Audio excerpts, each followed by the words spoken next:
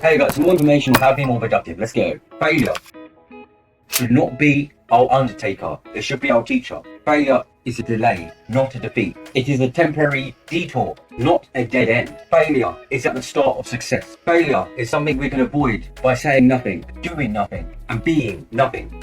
Aim to fail frequently. Give yourself challenges throughout the day. Overly ambitious and likely to fail. If you make your goals beyond reasonable, well then you need to change the way you're thinking about the goal and the task at hand, the challenge, in order to complete it. For instance, if I told you to make one YouTube video, 5 YouTube videos, it could be relatively simple. You go through a standardized process to get the job done. Whereas if I said to you to make 1,000 videos and you believed it possible, your mind would have to start going through the process of acting differently, thinking differently to try and problem solve. So always push yourself beyond the boundaries of what you think you're capable of, and don't be scared of the failures that are bound to happen. Expect them to happen and hope for them to happen, if only for a moment, to overcome later. Skill development depends on how you organize your repetition. You can just repeat a process over and over again, but depending on the steps, the sequence of steps that you're using and how you're processing it, how you're analyzing your performance, when you're giving yourself sessions of opportunity to identify where you can make positive changes, the number of times you should repeat going through a learning session can be no more than the amount of the individual's attention span.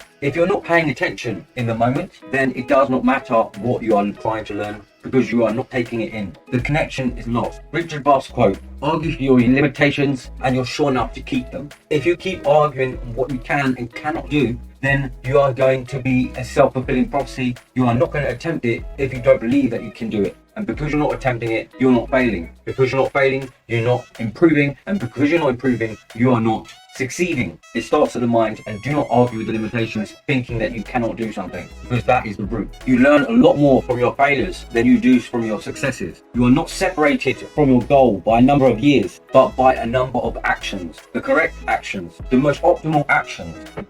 Ask yourself questions like, how does this problem serve me? How does this information serve me? How does my pain serve me? How does my enemies serve me? The story of the elephant and the rider. The rider is like the mind trying to direct the elephant along the path. The elephant is walking stupid and continues going along the path. Almost like representations of habit. And that how when you program habits to do different things, you will continue that stupidly with little thought. Like an elephant, unstoppable elephant plodding along. That's all I've got time for today. Take care, people. See you later.